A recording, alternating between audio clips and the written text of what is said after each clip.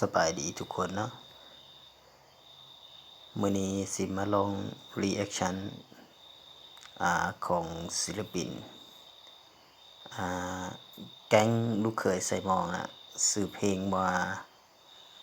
แพงอายนะอันนี้ก็เป็น EP แรกสิลองมารีแอคชั่นลองเบิ่งเนาะว่ามันสิเป็นอะไรก็เบิ่งไปนำกันเนาะ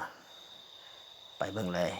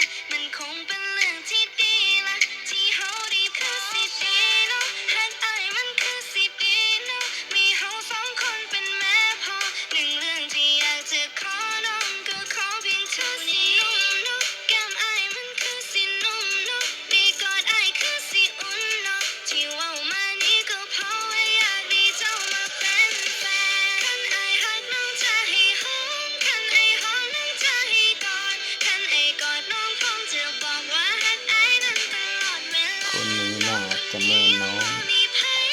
นักดาวเป็นตะแพงว่ะ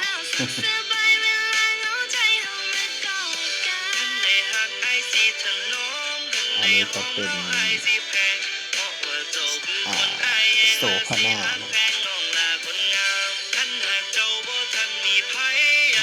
เสียงค่อนข้างจะดีเลยนะ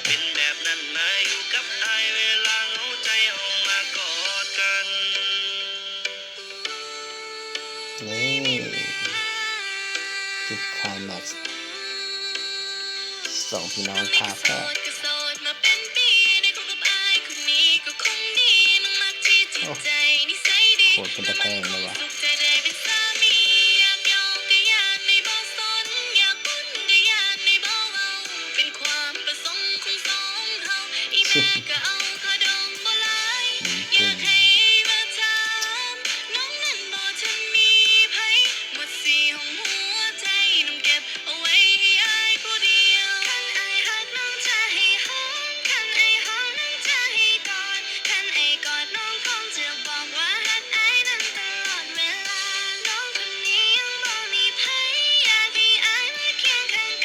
นัดดาก็เป็นตะแพงว่ะ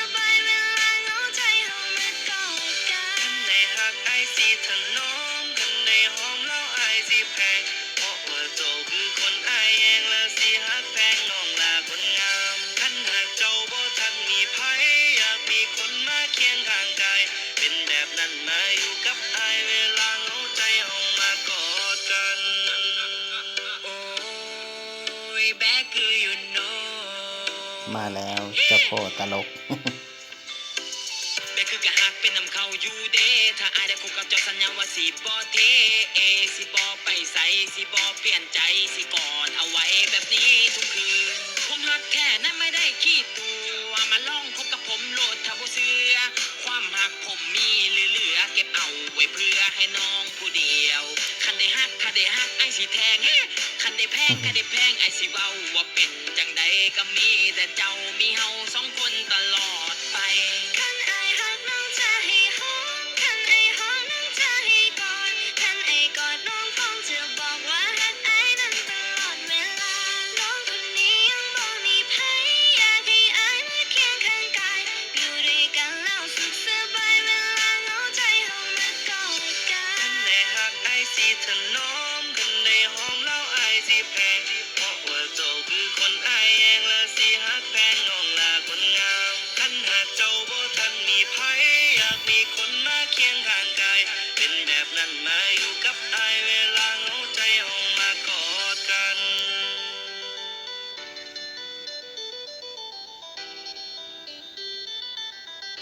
สถานที่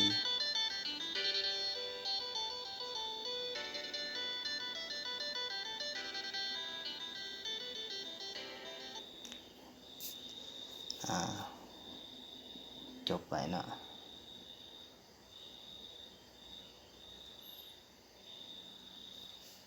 ในการรีแอคชั่นเพลงจากทีมงานลูกเขยสมองเพลงนี้ก็มีศิลปินคนลาวทั้งหมดเนาะมีความคิดสร้างสรรค์ดีเบิ่งแล้วก็ลงตัวนะเพลงก็ดีนะเนื้อเพลงก็ฟังแล้วติดหูเลย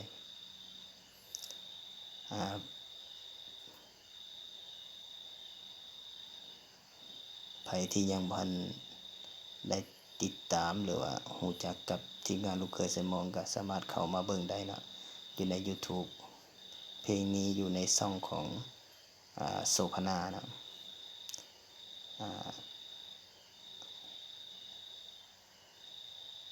ก็จบไปเนาะมีเท่านี้เนาะที่อยากว่ามีอย่างติชมก็สามารถติชมได้เนาะเราจะนำไปปรับปรุงเพราะว่า EP นี้เนาะก็ถือว่าเป็น EP แรกเนาะ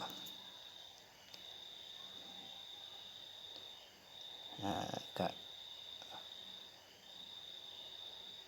มีเท่านี้แล้ว